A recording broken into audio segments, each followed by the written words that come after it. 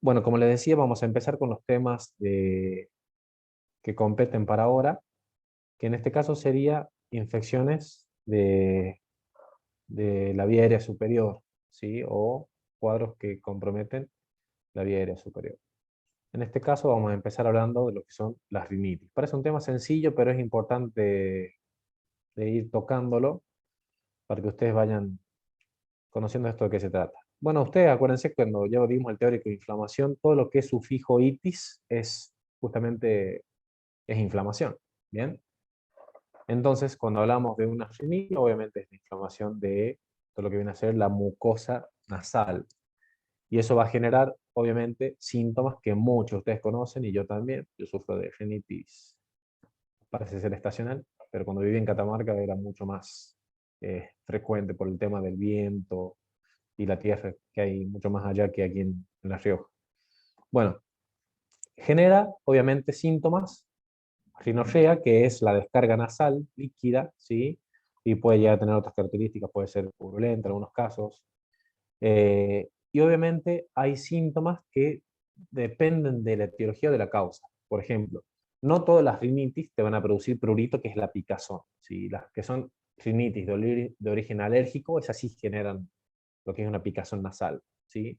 Estornudos también puede producir, rinorrea acuosa o purulenta, y anosmia de acuerdo al grado de compromiso, ¿sí? Eh, Recuerden que el tema de la anosmia es la falta de olfato, total de olfato, que en el contexto del COVID-19, que fue el síntoma que fue, wow, detonante y algo, digamos, anecdótico, era una causa de origen nervioso, ¿sí? Un compromiso de origen nervioso, que es lo que producía la anosmia o la hiposmia, ¿sí?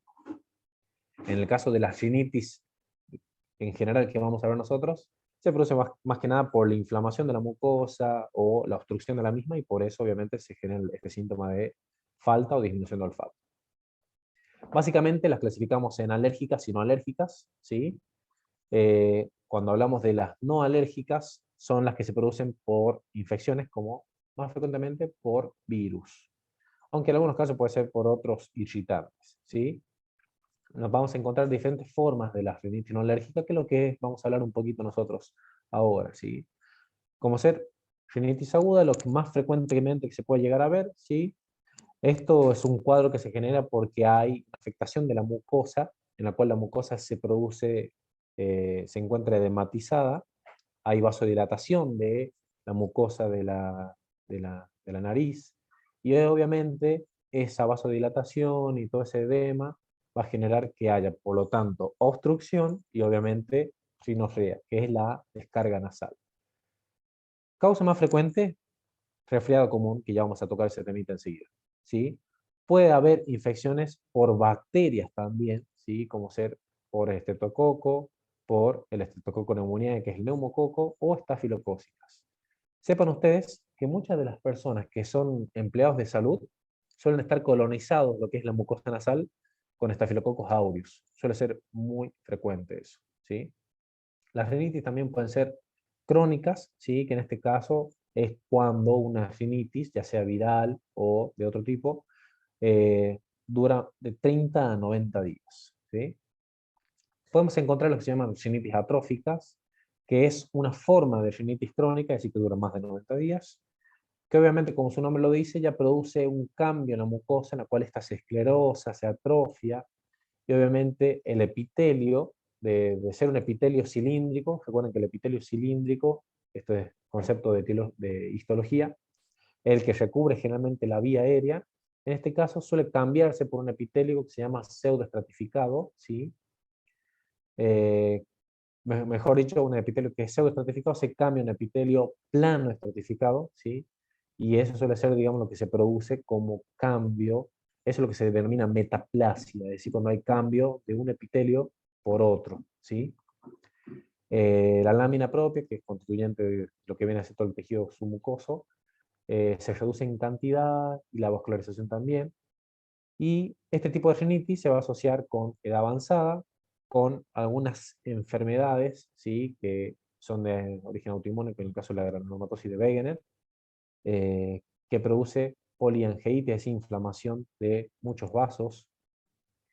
Y se puede llegar a producir cuando hay una extirpación iatrogénica, ¿sí?, de tejido nasal. Eso puede llegar a suceder. Es decir, si yo me lesiono la mucosa nasal o me la lesionan por un procedimiento médico o un procedimiento de algún tipo de estudio, ese epitelio pseudoestratificado se va a revitalizar, no siendo normal, sino formándose un epitelio estratificado, ¿sí?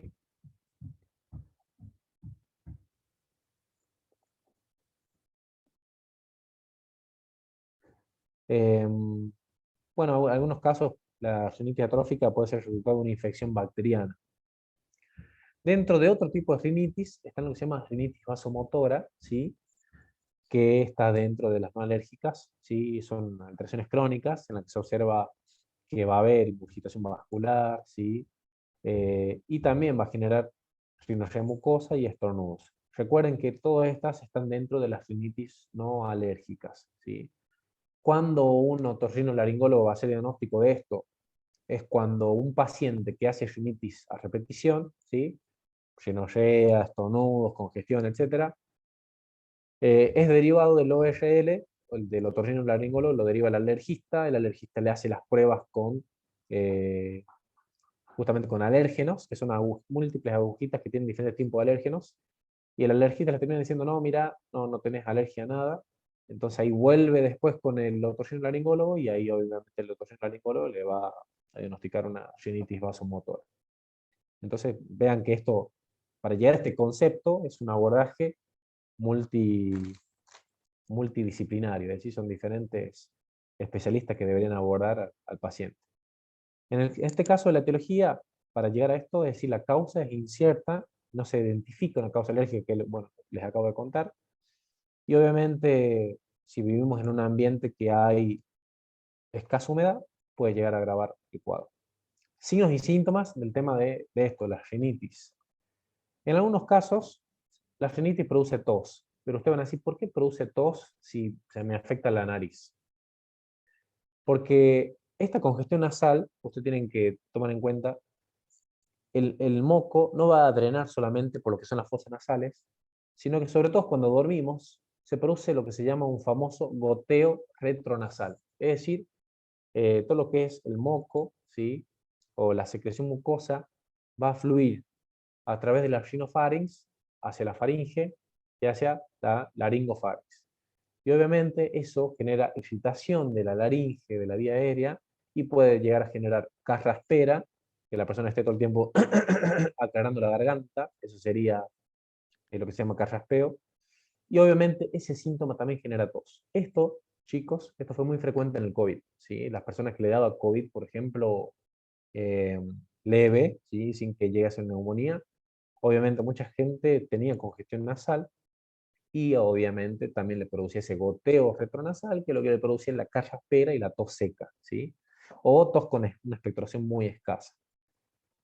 Las manifestaciones de la rinitis crónica son similares a las de la rinitis aguda, obviamente, pero va a durar mucho más tiempo. En algunos casos puede llegar a evolucionar a una rinitis mucopurulenta y maloliente, en algunos casos producir costra en la mucosa y o sangrado. Con respecto al tema de las costras, ¿sí?, puede llegar a observarse en algunos casos, obviamente esto no es que lo van a ver ustedes, pero puede llegar a verlo el especialista, que a veces las costras son de aspecto color miel, que se llaman costras mielicéricas.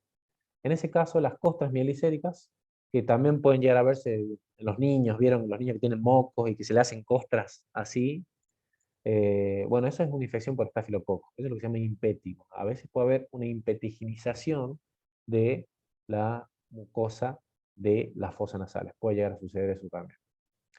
La rinitis atrófica, en el caso de este tipo de rinitis, causa aumento de tamaño de las cavidades nasales, ¿sí? También forma costras, en algunos casos colonización bacteriana, maloliente, congestión nasal, anosmia, epistaxis, que es el sangrado de la nariz, y en algunos casos pueden ser recidivantes y graves. ¿Por qué la epistaxis? Reconocer que la mucosa se lesiona, ¿sí? Se cambia el epitelio pseudoestratificado por epitelio estratificado plano. En el caso de la rinitis vasomotora, ¿qué síntomas puede llegar a dar? También estornudos, rinorrea, la mucosa turgente, ¿sí? varía de ser rojo brillante a violeta, y obviamente en este caso la enfermedad se exacerba y se remite, es decir, tiene periodos que el paciente mejora y otros periodos en los cuales empeora. Diagnóstico, el diagnóstico es clínico, es decir, generalmente no hace falta hacer estudios complementarios, salvo que obviamente el paciente lo demande, y ahí sí se lo derivo con el alergista, para que hacer obviamente un tratamiento, primero un diagnóstico con las pruebas con alérgenos, y obviamente después hacer tratamiento con vacunas. Se diferencia de las infecciones específicas virales y bacterianas de la nariz por la falta de exudado purulento y formación de costras, ¿sí? Obviamente, cuando vemos que hay exudado purulento, cuando vemos que hay costras, ahí ya pensamos que puede llegar a haber una infección bacteriana. Y se diferencia de la rinitis alérgica porque hay ausencia de un alérgeno identificable, bueno, lo que les acabo de contar. Para la rinitis viral, obviamente, se utilizan descongestivos o antihistamínicos, ¿sí? Sepan que los antihistamínicos, sobre todo, van a ser mucho más efectivos, obviamente, en el contexto de un paciente que la rinitis sea de origen atópico o alérgico. Si no, los descongestivos que se puede llegar a utilizar son, por ejemplo, pseudoefedrina, nafasolina o algunos descongestivos locales también se puede llegar a utilizar. Para la rinitis atrófica, ¿sí? En este caso acuérdense que ya hay cambio de la mucosa, a veces usan tratamientos tópicos con antibióticos, vienen preparados, por ejemplo, con ciprofloxacina, por ejemplo, en algunos casos con esteroides o vitaminas A y D. Para la rinitis vasomotora, humidificación, acuérdense que se dan en ambientes que hay escasa humedad, ¿sí? Corticoides tópicos, ¿sí? Se suele utilizar mucho lo que es la mometasona, que viene en aerosol, ¿sí? Es carísima, muy cara, a veces es más fácil cambiarla por la fluticasona, pero más tope de gama que se puede utilizar es la mometasona. Y obviamente pseudoefedrina oral, que ahí sí, esto no saben el sueño que produce. Todos alguna vez habrán tomado un Cura Plus o un Decides compuesto grip, que obviamente producen muchísimo sueño, justamente por el efecto de la pseudoefedrina. Hay que tener cuidado en personas adultas con antecedentes de arritmias, ¿sí? Con el uso de la pseudoefedrina, porque puede llegar a predisponer a algún tipo de taquicardia, porque acuérdense que son agonistas simpático-miméticos, entonces podría llegar a estimular, digamos, receptores beta.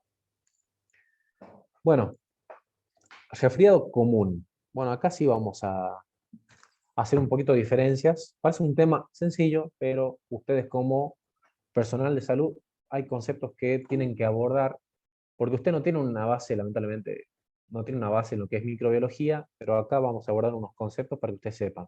¿Bien? El resfriado común, bueno, es una infección viral, ¿sí? Y obviamente, al ser viral, es un cuadro que generalmente es sencillo, es tranquilo, es autolimitado, y obviamente produce síntomas altos, ¿sí? Rinorrea, puede haber dolor de garganta, que eso es lo que se llama odinofagia, y puede haber tos, ¿sí? El diagnóstico es clínico, ¿sí? Como es producido por un virus, se usan las mismas medidas que lo que se utilizaba para el tema del COVID, el lavado de manos, ¿sí? Que ayuda a prevenir su diseminación. Y el tratamiento para esto es sintomático, es decir, si tengo congestión nasal, tratamos la congestión nasal. Si tengo tos o una carraspera, podemos llegar a dar algún frutificante, o si es una tos seca, damos justamente un antitusivo, ¿bien?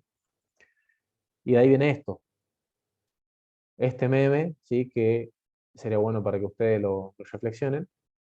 Mucha gente a veces ya tiene mocos en la nariz y ya quiere empezar a tomar antibióticos, ¿sí? Entonces a veces hay muchos médicos que quieren hacer esto, ¿sí? O a veces pasa con los papás, con los papás que llevan a los niños al pediatra, bueno, suele pasar eso. Otro meme para que se acuerden, ¿sí? Recuerden, los antibióticos no matan a los virus, ¿sí? Los antibióticos son para cubrir infecciones bacterianas. Bueno, 50% de los resfriados, ¿sí? Se debe a algún tipo de rinovirus. Hay muchísimos tipos más de 100 serotipos de rinovirus, ¿sí? Coronavirus no hay tantos, ¿sí? Sepan que solamente se conocen hasta el día de hoy, con el SARS-CoV-2, 7 tipos de coronavirus, 4 que tienen nombres re difíciles, que son nombres entre números y letras. De ahí está el MERS, el SARS-1 y el SARS-CoV-2, ¿sí? Los coronavirus pueden llegar a producir un cuadro de resfriado común, ¿sí? También sepan que el virus de la gripe, el virus de la influenza, se puede presentar también como una especie de resfriado. Lo mismo que puede ser un parainfluenza, que es un virus semejante, pero no es el mismo. Enterovirus también. Adenovirus son súper frecuentes, ¿sí? Que pueden ya producir un resfriado común. O este virus, que es el virus sincitial respiratorio. Cuando se hacían los hisopados, en el principio de la pandemia, eh, se hisopaba justamente, se hacía lo que se llama un panel de virus. Entonces, en ese panel de virus, no solamente se dosaba, por ejemplo, coronavirus, sino que también se buscaba influenza, que es el virus de la gripe, ¿sí? Y sepan que hay diferentes tipos de influenza, ¿sí? De ahí vienen los, porque tienen dos moléculas, lo que es eh, la molécula H, no me acuerdo el nombre, y la N, ¿sí? Hemoglutinina y algo de, no me acuerdo, no les voy a chamullar tampoco, pero si quieren lo pueden investigar. ¿Se acuerdan que pues, tuvimos la pandemia del H1N1? ¿Sí? Bueno, eso es justamente, tenía la molécula H número 1 y N número 1, pero sepan que hay muchas combinaciones, por ejemplo H3N2, H3N5, tuvimos un par de casos que no fue H1N1 este año, sino que tenían otras siglas, creo que era H2N9, no recuerdo bien. Bueno, como les decía, en el hisopado que se hacía para la PCR, se hacía un panel de virus, y además de usar coronavirus, dosaban influenza, dosaban adenovirus y dosaban virus sincitial respiratorio. Entonces vean cómo son diferentes tipos de agentes que pueden ser causantes de un cuadro respiratorio. Los rinovirus se diseminan, ¿sí? Con mayor eficiencia por el contacto entre personas, ¿sí? Aunque también se podría llegar a diseminar a través de alguna partícula grande que se haya aerosolizado. Las famosas gotitas de flush, que son las que se producen cuando nosotros hablamos, esas partículas se pueden llegar a aerosolizar y obviamente transmitir estos agentes infecciosos. La principal barrera contra la infección es que nosotros tengamos anticuerpos específicos en sangre, ¿sí? Y en las secreciones, ¿sí? Y obviamente estos están inducidos por la exposición previa al mismo virus. Entonces, por ejemplo, si yo ya tuve contacto con alguno de estos virus, ¿sí? Por ejemplo, una de las formas de tener contacto es la vacunación, ¿sí? Entonces, la vacuna del coronavirus, la vacuna de la gripe, hace que tu cuerpo tome contacto con partículas de este virus, así tu cuerpo ya genera anticuerpos. Entonces, cuando ya se expone al contacto con el virus verdadero, ya tenemos los anticuerpos específicos para atacar a ese agente infeccioso, ¿sí? Signos y síntomas, bueno, periodo de incubación, una persona que está en contacto con el que ya está contagiado, no es que ahí nomás se enferma, sino que hay un periodo de incubación que puede durar de 1 a 3 días, y obviamente los síntomas van a empezar con irritación de la garganta, ¿sí? Con dolor de garganta, en unos casos directamente son síntomas bien riníticos, es decir, como estornudo, rinorrea, obstrucción nasal y malestar general. La temperatura suele ser normal, en particular cuando el virus suele ser un rinovirus o un coronavirus de los normalitos, ¿sí? De los primeros coronavirus que se conocían. Las secreciones nasales son claras, son acuosas, abundantes, a veces muy molesta, digamos, el tema de la secreción nasal, y a veces no alcanzan los pañuelos para poder, digamos, solventar la cantidad de descarga nasal que uno puede tener. Lo digo por experiencia. En mi caso, más rinitis alérgica. Las secreciones mucopurulentas hay que prestar atención porque pueden llegar a indicar que hay una sobreinfección bacteriana. Y a veces estas rinitis evolucionan posteriormente a una sinusitis, que ya lo vamos a ver enseguida. La tos suele ser leve, pero en algunos casos se puede prolongar hasta una segunda semana de evolución de la enfermedad. Y la mayoría de los síntomas de estos resfriados, la mayoría, y sobre todo en una persona inmunocompetente, en menos de 10 días ya se resuelve, ¿sí? Hay personas que le duran dos días más, no es tan extenso este tipo de cuadro. Bueno, cuando hacemos el diagnóstico, obviamente es clínico. Obviamente el paciente nos comenta los síntomas, todo eso, y obviamente el tratamiento es para esos síntomas. Volvemos a recalcar, si no vemos signos de sobreinfección bacteriana, no se le va a dar antibióticos. Ya enseguida vamos a abordar en contexto la sinusitis, porque en la sinusitis sí sería más conveniente tratar con antibióticos. Pero en este caso, recuerden, no hay un tratamiento específico, es decir, no hay un antiviral para un virus sincitial respiratorio, no hay un antiviral para un adenovirus, tratamiento sintomático, ¿sí? Es decir, solamente para la rinitis, para la congestión. En algunos casos se da algo por vía oral. Yo, por ejemplo, en mi experiencia personal, entre los pacientes, el paciente que no mejora con medicamento ya vía oral, a ese paciente ya recién lo pasamos a algún tipo de medicación tópica como gotitas, ¿sí? Gotitas que vienen, por ejemplo, con dexametasona, nafasolina, con pseudoefedrina y algún antihistamínico. Eh, bueno, ahora sí pasamos a este tema, que es la sinusitis, ¿sí? Para saber lo que es la sinusitis, obviamente hay que recordar un poquito de anatomía, ¿sí? Es cuando hay inflamación de los senos paranasales. Ahí tenemos que recordar que tenemos diferentes tipos de senos paranasales, que son los senos etmoidales, los senos maxilares y los senos frontales. ¿Bien? En el contexto de este tipo de sinusitis, ¿sí? Pueden ser, inicialmente muchas de ellas empieza con una infección viral, evoluciona posteriormente en algunos casos con una sola infección bacteriana, y casos muy raros, es que sean por hongos, ¿sí? Es muy raro y se da en ambientes que pueda predisponer a las infecciones por hongos, ¿sí? ¿Qué síntomas va a tener una persona que tenga una sinusitis? Tiene como obstrucción y congestión nasal, una rinorrea que puede ser purulenta, ¿sí? Ya aspecto más verdoso, y obviamente tiene una sensación de dolor, de presión facial, siente como que le late la cara. Si se agacha, incluso como que el dolor se puede llegar a aumentar. Y obviamente este paciente está, digamos, con un malestar general y obviamente en algunos casos puede producir fiebre. Entonces, recordatorio anatómico, lo que veníamos charlando, tema de la ubicación de los senos maxilares, los senos hemoidales y los senos frontales. Y uno puede decir, ¿y para qué existen los senos? ¿Que para que se infecten nomás? En realidad, ustedes sepan que los senos son cavidades neumáticas. ¿Qué función cumple? Imagínense si todo esto fuera puro hueso, nuestro cráneo pesaría muchísimo más. Entonces, obviamente, nuestro cráneo es hueco, tiene esta constitución, esta formación, justamente para darle más liviandad, ¿sí? Para que no sea tan pesado el tema del cráneo. Y obviamente tiene su función en lo que viene a ser la respiración y la fonación. Eh, Justamente las personas, no sé si alguno de ustedes chicos canta, pero en el caso de las mujeres que sean sopranos o los varones que sean tenores, la persona que canta con notas altas, después que canta, se va a dar cuenta cómo le duele un poquito la cara o la mandíbula o los dientes, justamente porque todo lo que son los senos, los dientes, la mandíbula, forman parte de lo que se llaman los resonadores faciales.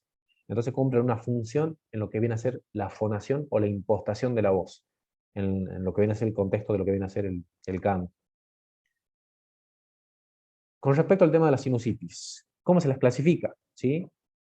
Esto es más que nada un abordaje con respecto a la duración de los síntomas. Si dura menos de 30 días es una sinusitis aguda, subaguda que dura entre 30 a 90 días. Recidivante se da cuando hay más o hasta un total de 4 episodios, 4 o más episodios, pero están separados en el año, ¿sí? Y cada uno de ellos resuelve en menos de 30 días. Va a decir, se van a ir repitiendo con al menos 10 días, ¿sí? Entre la resolución completa de los síntomas y el inicio de un nuevo episodio. Es decir, el paciente tiene los episodios prácticamente seguidos, ¿sí?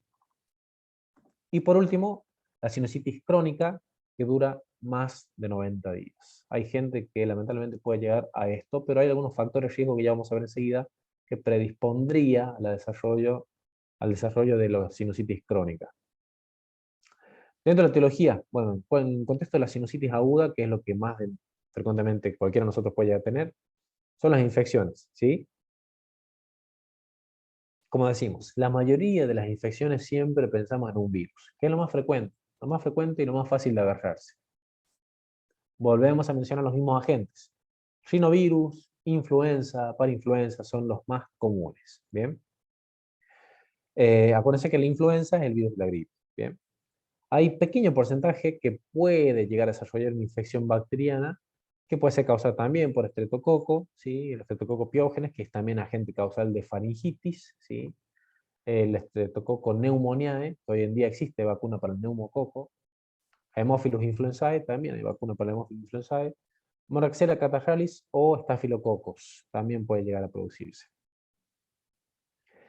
Las infecciones agudas intrahospitalarias son generalmente bacterianas, ¿sí? En este caso ya son gérmenes un poquito más peligrosos y más resistentes, como ser Staphylococcus aureus, Klebsiella pneumoniae, Pseudomonas aeruginosa, Proteus mirabilis y Enterobacter.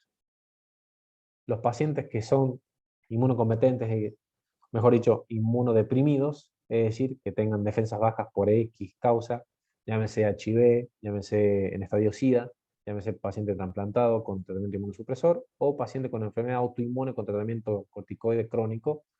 Estos pacientes pueden llegar a evolucionar a tener en algún momento de su vida un tipo de sinusitis de origen micótico, ¿sí? De origen eh, bacteriano. Perdón, de origen por algún hongo, ¿sí? En cuanto a la etiología, ¿sí? La sinusitis crónica, ¿sí? Involucra muchos factores que se combinan, ¿sí? Para crear la inflamación crónica, que ahora lo vamos a charlar un ratito. Pueden ser por alergias, pueden ser alguna anomalía estructural o irritantes ambientales. En el contexto de las alergias, bueno, ahora ya se va a venir la época de la primavera, ¿sí? Ya se viene la época también de los vientos, y mucha gente empieza con la rinitis. Y la rinitis a veces puede ser un factor de riesgo para que desarrolle también sinusitis de origen alérgico, ¿sí? ¿Todo por qué? Porque la mucosa, ¿sí? Después empieza a aumentar, empieza a pasar, digamos, de la vía aérea nasal a las cavidades paranasales, y obviamente en algunos casos puede estar colonizada por virus y ahí genera obviamente el cuadro infeccioso. Cuando hablamos de anomalías estructurales, las más frecuentes que se puede llegar a mencionar son los pólipos. Que los pólipos es como una excrescencia de tejido mucoso que puede ser que tenga un pedículo o son de tipo sésiles, ¿sí? Es decir, que directamente es como una excrescencia, una elevación, como una especie de montañita, digamos, en la mucosa, ¿sí? Entonces pueden ser pediculados o pueden ser pólipos sésiles, como los que se ven acá. Y obviamente los irritantes ambientales, que acá en La Rioja no tenemos smog por vehículos. Tenemos humo porque la gente quema basura a lo loco. Es impresionante. Tengo un colega que vive cerca del aeropuerto y ahí se puede ver toda la ciudad, me comenta, y dice que siempre, todos los días, a la tarde se ve en La Rioja cómo está todo lleno de humo. ¿Por qué? Porque todo el mundo quema basura. Es un desastre. Etiología. Bueno, ¿por qué se puede producir esto? Porque puede haber una disfunción mucociliar, ¿sí? Acá podríamos llegar a charlar de un síndrome que se llama el síndrome de Cartagener, que se caracteriza por la cinesia de cilios. Entonces son pacientes que constante y frecuentemente tienen sinusitis a repetición. Otros factores se relacionan con los microorganismos para que puedan llegar a producir una sinusitis de origen infeccioso crónico, ¿sí? Generalmente los microorganismos que lo pueden llegar a producir son bacterias, ¿sí? Inicialmente pueden llegar a ser virus, pero algunas veces son sobreinfecciones bacterianas. ¿Y eso por qué?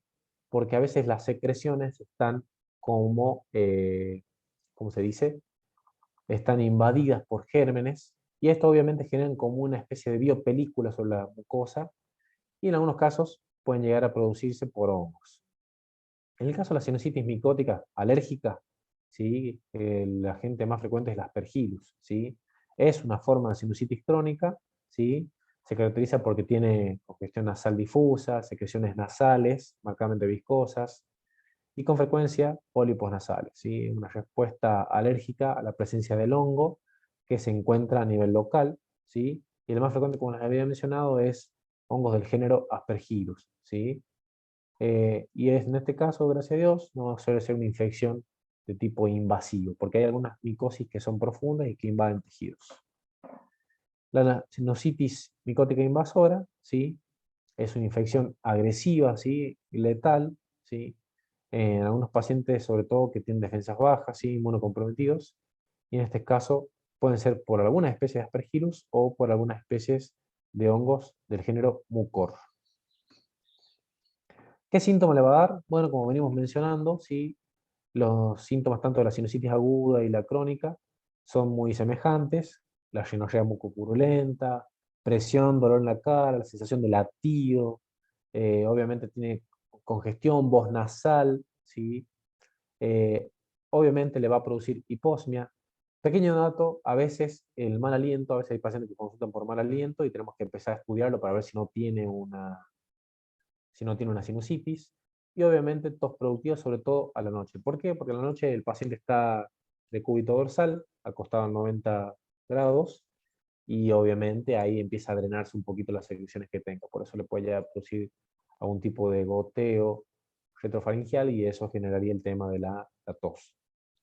El dolor es más intenso en la sinusitis aguda y las zonas ubicadas, obviamente, del dolor y las sensaciones va a ser de acuerdo a cuál es el seno que esté afectado. Si tengo un seno frontal afectado, un dolor tipo cefalea.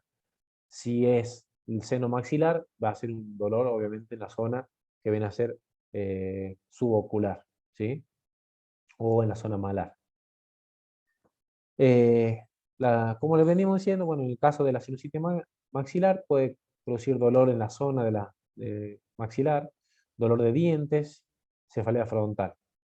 Bueno, como venimos mencionando, de acuerdo a la ubicación de cuál es el seno afectado, va a ser el tema del dolor o los síntomas. En el caso de la sinusitis etmoidal, el dolor puede ser detrás de los ojos o entre estos, también generar cefalea frontal, y en algunos casos se lo puede llegar a describir como si fuera una celulitis perioritaria o en algunos pacientes refieren lagrimeo, ¿sí?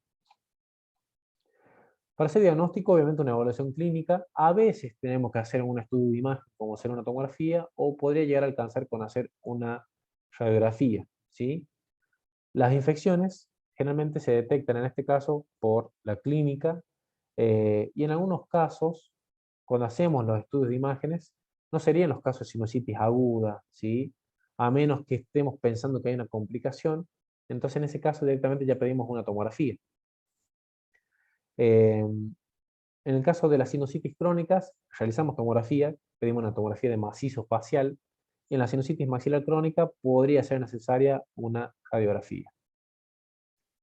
Esto es un corte, ¿sí?, tomográfico axial de una tomografía de macizo facial, en el cual se puede llegar a ver cómo está el seno etmoidal del lado derecho, cómo está ocupado. Se lo puede llegar a detectar perfectamente. Y esto es un ejemplo de una radiografía. Las placas que se pueden llegar a pedir para hacer detección de sinusitis, hay dos tipos de proyecciones. Una es la mentonasoplaca, es decir, el técnico nos va a pedir que apoyemos la cara y la nariz en la placa, que es esta, y que abra la boca, ¿sí? O si no, pedimos la frontonasoplaca, ¿sí? Eso es mucho más útil en el contexto de la sinusitis frontales. Pero vean cómo aquí, en esta placa, mentonasoplaca, se puede llegar a ver cómo está el seno maxilar libre y el seno maxilar se nota que tiene ocupación y tiene un nivel hidroaéreo, es decir, tiene secreciones acá y tiene cierto aire. Y acá vemos cómo se puede observar el seno maxilar, perdón, el seno frontal, quise decir, cómo está neumatizado, tiene aire del lado izquierdo y del lado derecho también tiene cierta congestión o está cierta ocupación. Tratamiento para la sinusitis a veces es sintomático, es decir, medidas locales para mejorar el drenaje, ¿sí? Por ejemplo, vapor de agua, ¿sí? Que haga vapor de agua, algunos vasoconstrictores tópicos, es decir, se puede dar, por ejemplo, unas gotas. Cuando hablamos de vasoconstrictores son drogas como la pseudoefedrina, la nafasolina, que son justamente, producen vasoconstricción de la mucosa, de los vasos sanguíneos de la mucosa, y obviamente va a haber menor secreción, pero en algunos casos están indicados los corticoides tópicos. Paciente que viene, en mi caso, paciente si viene con una sinusitis, yo no expectaría, no me arriesgaría como en el contexto de una rinitis o un resfriado común que no se le da antibióticos, pero la sinusitis generalmente sí es recomendable tratarlas con antibióticos, por más que la bibliografía diga a veces, pero en la experiencia personal es conveniente hacer uso de antibióticos. ¿Por qué? Porque, por ejemplo, si yo tengo una sinusitis de origen etmoidal o de origen frontal, puede ser foco infeccioso de continuidad para hacer un proceso endo, endocraneal, como ser una meningitis, entonces no es una patología que hay que tener respeto. Entonces, objetivos: mejorar el drenaje, controlar la infección, inhalación de vapor de agua, ¿sí? Se puede colocar toallas húmedas, calientes, para mejorar, digamos, el drenaje del seno afectado. Y obviamente se puede utilizar algunos vasoconstrictores locales que pueden llegar a facilitar el drenaje.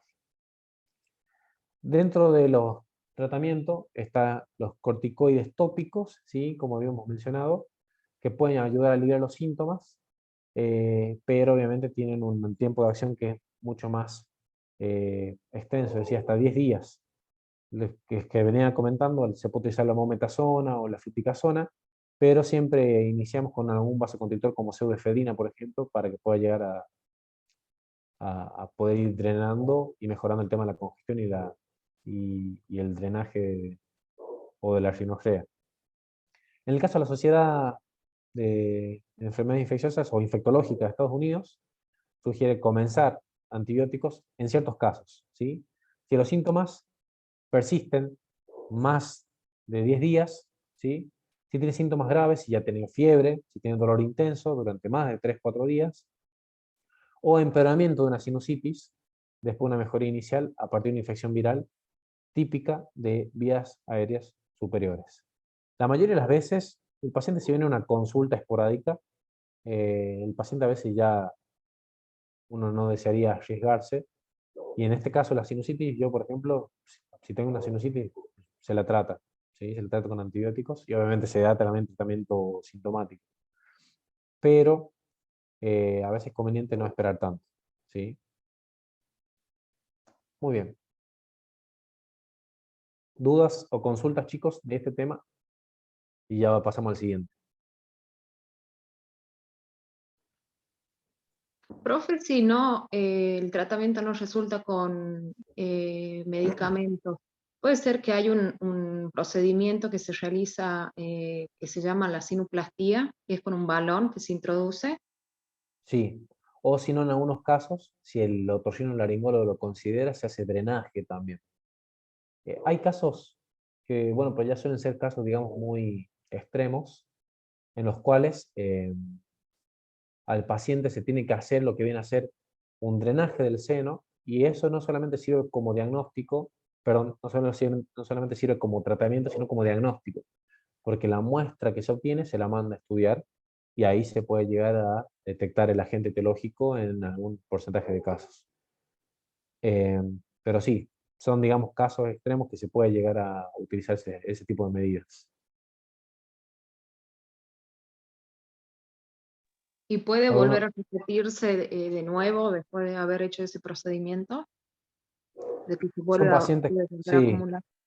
son pacientes que pueden llegar a tener esa predisposición y que evolucionan en una sinusitis crónica. Eso puede llegar a pasar también. Y muchas veces también, a veces el ORL lo deriva al alergista para ver que no sea de origen alérgico también, porque hay gente que suele hacer sinusitis también de origen alérgico. Y obviamente ahí sí se mandan a hacer análisis de sangre como para ver la inmunoglobulina E, si está elevada, o las pruebas con alérgenos que suele hacer el alergista también.